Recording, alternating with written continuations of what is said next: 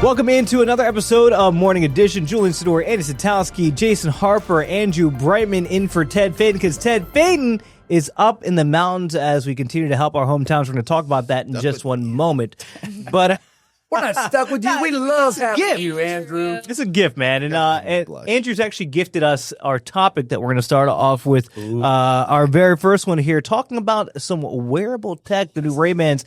Andrew, I'm going to let you take it away since you wanted to talk about this. What do you think? You know, I love talking about stuff that's cool, you don't necessarily need, but maybe you want. That's kind of my This is a need, spot. Andrew.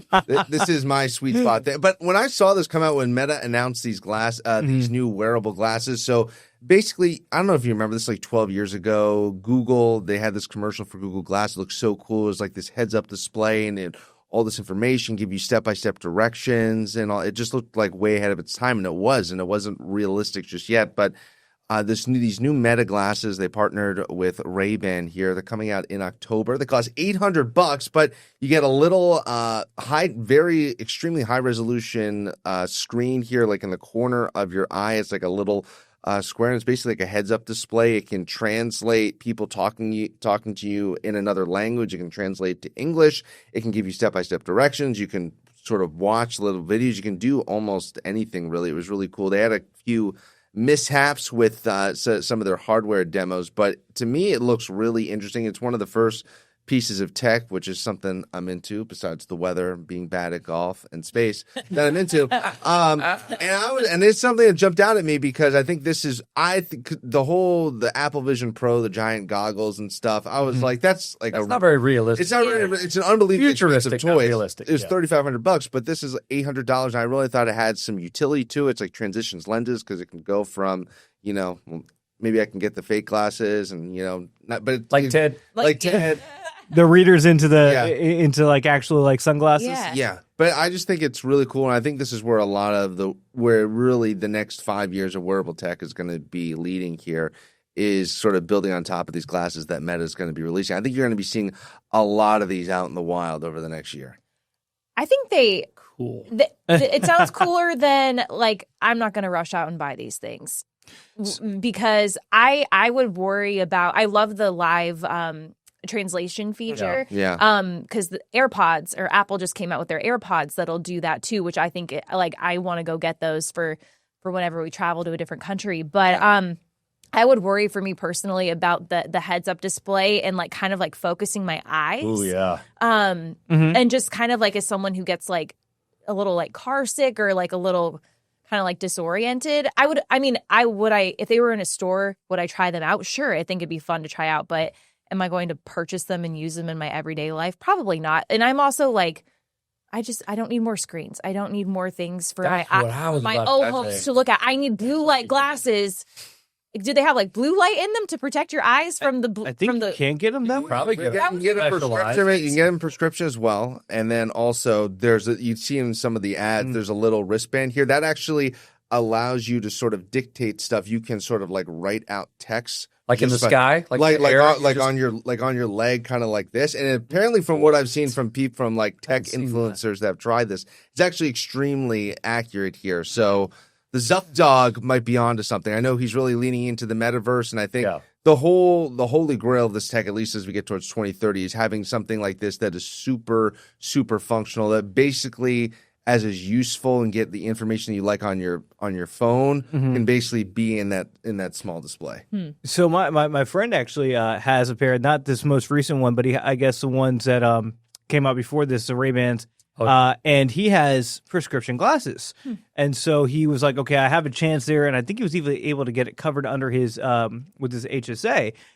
Because they're prescription glasses. Now we're talking. That's a good hack. Yeah. So if you need glasses, you get these, you get your prescription in them, and they're pretty cool. I'm not gonna lie. I tried them on, and you're able to look at different things, and it's even if you're at, say, like a museum, and you want to, hey, can you tell me more about this painting? And there's actually a speaker, so it'll tell you, not in a way where everybody else around you can hear it, but it's kind of talking to, like, and it'll give you the whole entire AI background, like, okay, this is who the painter was, this is where the inspiration was, these are similar paintings, and you can do everything you would want on your phone right there, and you're dictating, like, what am I looking at? What am I looking at here? What am I looking at there? I was going to ask you, so how discreet is the sound going into your? Because I've always wondered about, because there's not audio, an earpiece. audio Right. leakage. Right. Pretty discreet. I mean, it's like having almost like Someone whisper to you. like the best way I can think about it is like almost like anybody seen Ratatouille? Yeah. Yeah. It's like having Remy in your hat. Wow. That's what it is. It's like having a rat in your chef hat. Yeah. Just what I want to walk around with. But like, Remy. but it's a conversation that nobody, like if somebody was really close to you, they'd probably hear it. Yeah. But if you're, as long as you have a decent space between you and everybody else, like nobody else is going to hear, and they might be like, "Oh, what was that?" And they'd be like, "Oh, these are my Ray-Ban glasses." Now, I'm sure there's a way to sync them with AirPods or something else, and then you don't even have to worry about that. But for casually, I don't think people would be bothered by it. Now, if you're hard of hearing, that's another story because it's not super loud. You can probably change the volume on it, but yes, if you're hard of hearing, it might be a little bit tricky. But no, they're pretty cool. I'm with you though, Andy. I feel like I would want to break from it because sometimes it's like I just need to look away from screens. Yeah, and so I think it'd be harder, especially if they're prescription, for you to tune things out. Yeah, that's the same reason why I don't like Kindles. Like I'm never going to get a Kindle. Really? Yeah, I mean, this is a whole other thing, but I like holding the book. I like not looking at a screen. I'm sure that they're fine. Would I try one out and like love it? Sure, and I can have all my books there. But I digress. I just don't want to look at a screen all the time. Yeah. I get that. Yeah, I love tech, any kind of tech. Where I can always justify a reason why I need it, right? My heart, Jason. Always. But I'm trying right now my wife is really trying to help me because my ADHD is so bad, and the more I look at screens, the worse, the less present I am in real life. Yeah. And so, again, as much as I can justify why I would want this, and I would, like, give me 24 hours with it, and let me find, like, I don't run into that many, maybe once a year what I need language translation. That's not going to be big on my list. Going in a museum, whatever the thing is, I could find places where it could be useful. But for me, if I'm just walking, if like today, I passed 3 people, 3 in the morning, 3 people driving to work today on their phones, 2 were on the interstate, not like on their window, like this and driving at the same time. And I'm just, with any technology, you could take it to the extreme and people are going to be driving or doing whatever. For me personally, I would love it, super cool. But it's just one more thing to disconnect me from whatever's going on. If I need to find the answer, if I want to find the answer, I need to put a little more work into it. And it's killing me to say it because I want a pair of these, Andrew. Jason, but like you're just saying how they're looking down at their phone. What if, wait for it, they're actually wearing the glasses while they were looking at the road? Problem solved. But at the same time, yeah, but like, you're looking through the image. Yeah, you're not like paying attention. You have to I don't know how it works with your eyes, but it'd also be, but also I would be wondering, okay, someone's not looking at their phone, but like, are they reading something? Are they reading a text message that's on their glasses, or are they like listening to me? Or they're watching a video or they're watching a video. See, you know what I mean? Like, are you paying attention to me in our environment and like what we're doing, or are you like just kind of like scrolling through Instagram? Well, here's the deal, because our girls tell us now that when we catch them on their phone, or some technology that we have now that tells us when they're using their phone, when they're driving, they're like, well, we get bored when we're driving. And we're like, oh my gosh, you don't have to have something to do all the time. You mean, we're like, what if you even just turn the radio? If you drove from here to there, 10 minutes, no radio, no nothing, just quiet, put the window down. It literally drives them crazy. And so I'm sitting there going, part of that's our fault because we have fed just about every kind of technology to them. Yeah. But I'm just like, you're going to be okay with not having something in your eyeballs or in your ears 24/7. No radio is when you know that it's been a day. Yeah, the silent car ride. I do that on the way home a lot. I do that too. Jason, maybe you're the best to weigh in on this, and kind of your talking about your daughters gives a nice segue to talk about it. There was another report we saw, I think it was like last week on the news, just about people's reliance on AI, on technology, and how people don't want to say becoming dumber, but it's taking people longer to find their answers because it's out of the regular routine. They're so reliant on AI now that the ability to come up with a quick response and think about things, they're losing that ability. Looking at it on a broader scale, as you have Ray-Ban glasses, as you have AirPods that can do these things, are we just becoming so reliant on technology? Are we heading to that place where people just can't function without it if they had to? We could. That's a tough one. I mean, I'm kind of in the middle on that. I mean, yes, there are things that I should be using my brain to find the answer to that I probably know, and I'm not because I'm quicker with my thumbs or, hey, Siri, blah, blah, blah. The other day, we're coming home from South Park. We've done this route 1,000 times. I don't need GPS. Now, sometimes I may use it just to give me live traffic updates. Right? Maybe there's a better way to go. But again, if I'm not in a hurry, I don't really need traffic updates. Do I need to be in a hurry? Not really. And so my wife said, she like grabbed it off the dash and goes, you don't need it. Yeah. Just look around and drive. And I'm like, wow, that's true. And again, I have become way addicted to my phone. I can just say that. But I also use it as a tool to try to help me with things. There are some things that I'm just trying to take myself back 30 years ago, like before I had a phone. Yeah. If I needed an answer, I didn't feel like I didn't know things. Right? I either had to wait to go find the answer later. I didn't feel like I was missing out. Like that's all I knew back then. Now we know we can get anything within 5 seconds or less. And so a little bit we've become frustrated because we can't get things fast enough. Like even like writing, remember when your phone started doing autocorrect and all that, and like I feel like people used to be stronger writers, and even in terms of spelling. And so now that spelling. Right, like growing up through grade school, it's like I knew how to spell all these words, and now it's like because I have autocorrect, I'm like if I get it close, they're gonna know. I don't know. No, I feel that too. I've like when I'm handwriting a card or something, I'll double check myself, even if it's something like it's a longer word, but it's something that I should know and I do know. I second guess myself and I type it into my phone to make sure it's spelled correctly. But I'm like, when did I become this way? I'm like, oh yeah, because even if I have fat thumbs, the phone will fix it for me. You know what yeah. So I feel that with spelling for sure. Did you mean duck? Yes, I meant duck phone. No, I didn't. I think Never once have I talked about ducks. I think I only know my wife's cell phone, maybe my mom's. I don't know my dad's cell phone number. I don't have a home phone anymore. Okay. I might know 2 phone numbers, literally. Yeah. And 911 doesn't count. Like I might. I don't know. But as a kid, did you not have a walking Rolodex? My wife's phone number is the only one I know. You had your friends' phone numbers, you had your parents' phone numbers, addresses, Their work number. No, I got nothing. Everyone be calling their mom at work in the middle of the day. 100%. Come pick me up from school. I'm sick. Yep. No, you're not. I got nothing. Stay in All class. that to say, yes, Andrew, I want a pair of Meta glasses. There it is. Let's bring it you and I, Bring it back around. They're gonna have try-ons at the Best Buy here in Charlotte. You and I should go have a little bro afternoon, check them out, get some because that's when because it's kind of like the Vision Pro where you can't just buy them; they want you to try it on, get a demo before purchasing. Well, because they don't want people to be like, "This sucks," and turn it. Yeah, exactly. Ooh, there it is. It's a date. I like All it. right. Well, they planned that date. We're going to squeeze in a quick break.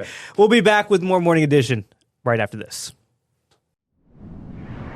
All right, welcome back into Morning Edition. We have been talking about really all week about Hurricane Helene coming up on the 1 year and about what has happened up in Western North Carolina all over and how it has impacted so many. And we keep watching all the video from how powerful this storm was. And here we are talking about other disturbances that are happening out in the Atlantic. And Andrew, we want to pick your nerdy meteorological brain. He's like, bring it on. It's like, it's my time to shine. We talk about how a hurricane up in the mountains, like how much of a freak rare occurrence was this? Well, it was certain things coming together in all the worst ways, Jason. Because one thing that we've talked a lot about as we look back at Helene was the what's called the pre-event. We had a frontal boundary that was moving in a slow one, and we had a ton of rain and moisture. There are places up in the mountains that picked up about a foot of rain before Helene even arrived, and that was one of the reasons that it would have been a bad storm to begin with, but we would not have seen the absolute flooding, mudslide, devastation that we saw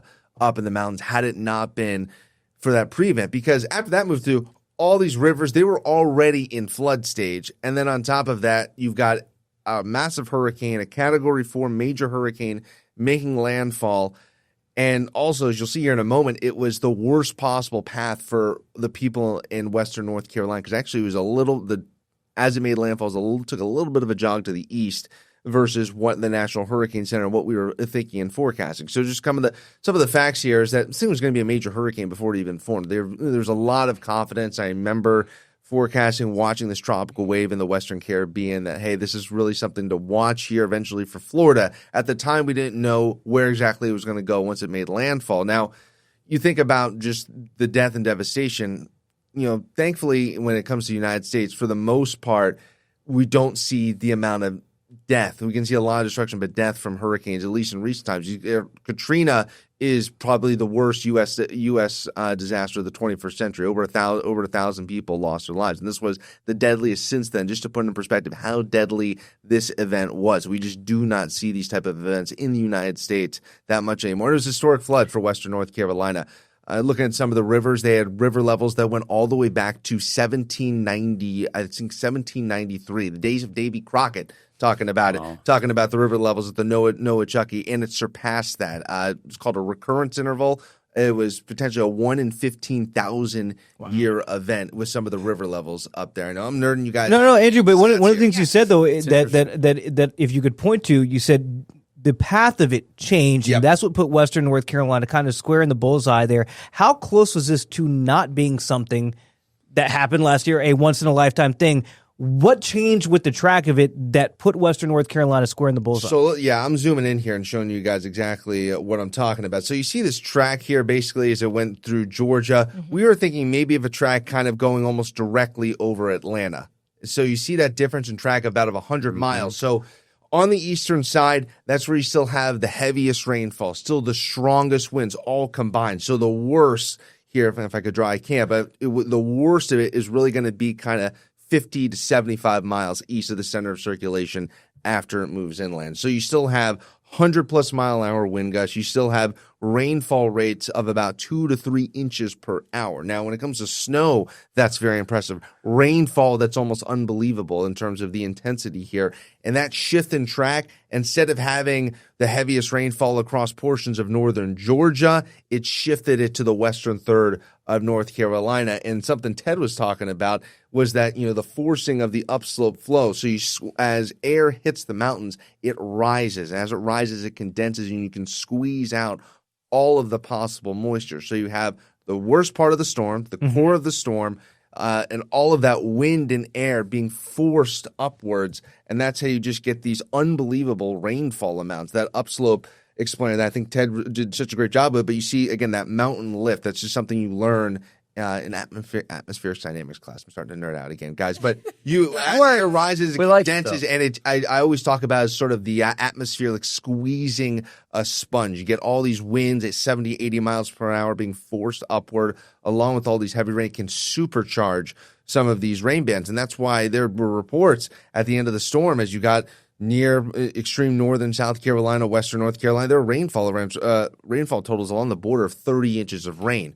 Over 20. I mean, when I was doing research for just talking about the historical nature of this storm, one of the hydrologists told me is that basically this was getting two hurricanes coming through at once in terms of rainfall. So that all of that stuff, to kind of, making a long story short here, all that stuff comes together. That's what makes it such a historic and just devastating situation that more than likely for the rest of their lives, they'll never see anything. Potentially with climate change, we do see these potential rainfall events with more humidity, higher moisture levels in the atmosphere. But more than likely, I can almost say with certainty in Western North Carolina, they will not see another event like this. We hadn't seen river levels ever. And this went back over 230 years.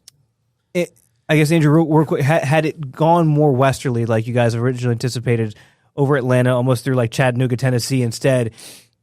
I don't know how much you know about the topography of that area. Would that have been less devastating because of the terrain there versus going a little bit easterly towards, obviously, the mountains in western North Carolina? So there's a couple things would have been different. Major Probably city. It would have been major city. It would have just been a rain event. This is a flooding event because of the upslope and all the things you just talked about, squeezing the rain out. That's right, because also in North Part Georgia, they didn't have the level of the pre-event that we had across Western North Carolina. We're also talking about a little bit of upsloping, but not just the perfect setup for the winds coming directly perpendicular into the mountains. But an interesting thing is if it would have went farther west, I was really concerned coming into that morning, not just for the flood there for the mountains, but the potential for tornadoes, because you get farther east of the storm, you get a lot more rotation here in the atmosphere. So it really shifted away from tornadic activity to an even worse flood event. Wow. A once in a lifetime storm. That literally changed the course of rivers and topography forever. Yep. Doesn't even look the same. No, not even. That's what we're going to actually talk about because we are continuing to help our hometowns. We're going to talk about 1 year later since Helene on the other side of this break. You guys are watching Morning Edition. Stick around. We'll be right back. Okay, we just left science class, and which was fascinating, by the way. It's going to be a quiz. I hope you guys took notes. Oh, man. Break.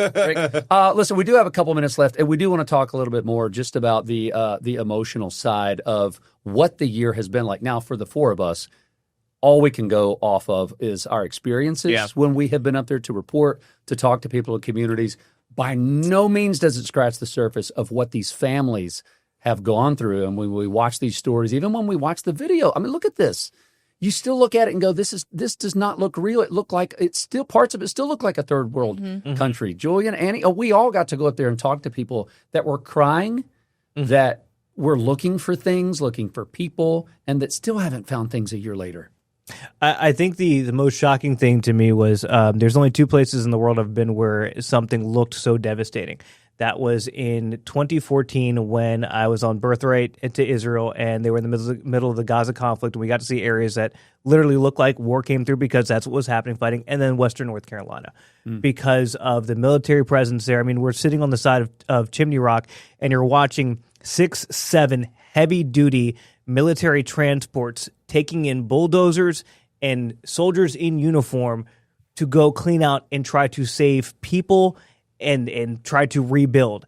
Only two places. It's just like, this does not seem like the United States, but that's how bad it was. And it was, and you know, you guys went up there in the immediate aftermath. I had just had a baby, so I was on maternity leave, and you know, just kind of in my own little bubble. But watching the videos on social media was just, I can't believe that's here. Everyone that had always texted me from Michigan, whenever we have a hurricane, are you okay with the hurricane? I'm like, yes, like we're fine. We're so far inland, because that's usually the case. But I'm like, oh my gosh, this actually happened, and just kind of seeing everything from that perspective. And we know that there were people who could not be accessed by those military people, right? Like they were going up on horses and donkeys up into the mountains. Bat caves, want to know, Yeah, and it doesn't feel like a real situation. And then when we went back 6 months later, in Ashe County, where I went, the downtown was like a ghost town still. And then they were relatively, I don't want to say lucky, but they had done a good job of kind of cleaning everything up. But they, you know, like all the towns that you guys have been to too, they have markings of how high the water was. This is where this used to be. And it's a very somber reminder of what happened. I think for me, so I went out there working on my story and just see the devastation and just talking to a couple of people about it. But this thing that still stands out to me the most was when we were covering it that morning on Friday, now coming up here on a year. I remember, and it was with Jason, Will, and Brandon, we were all in the studio. I remember towards the end of the show, Jason pulled up King Street in Boone, and it literally was 3 to 4 feet underwater. It was like racing down the street. I had never seen anything like that before in my life. And we had been seeing just flash flood emergency over and over again. But it was just that visual that hit so hard where I was like, wow, this truly is going to be the worst flooding event that the Carolinas has ever seen. Was just that video of King Street in Boone. Basically, it looked like a running river, and it wasn't just a few inches. It looked like about 2 to 3, 4 feet deep, just running right down the street. Andrew and Jason, did you guys know at that moment when you're pulling up King Street, what are your thoughts? Did you think it was going to be this bad? I didn't know what to expect.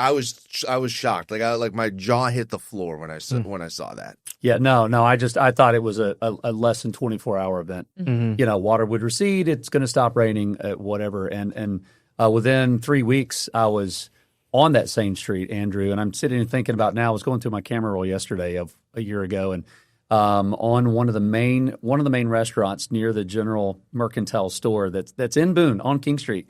And I remember being there, and it was a cluster, right? You had families looking for diapers and water. You had the restaurant didn't have power, but they're trying to serve. And then there was this college kid who had lost everything, was sitting in a rocking chair on King Street playing the violin. And all of those things at the same time, I'm like, where am I? Right. Yeah. This is sad. It's the prettiest music I've ever heard. It's peaceful, but it looks like a bomb went off, and it was just so much to take in. And I got to leave the next day. Yeah. I didn't have to live it. And so the strength of Western North Carolina is, it's a miracle. And these scars, I mean, I know we say that a lot, but man, they're not going to go away. No. And so we do remember, we still pray for them, and there's still ways, that we can help. Amen to that. And I'm glad that we're not forgetting, still going back up there and sharing those stories. It is 1 year later, and it still looks like it happened just a couple of weeks ago. We'll have more coverage on our hometowns on our website, qcnews.com, also here on Queen City News Plus. We're going to wrap it up for another episode of Morning Edition. Thank you guys so much for tuning in. And please, as Jason said, don't forget Western North Carolina.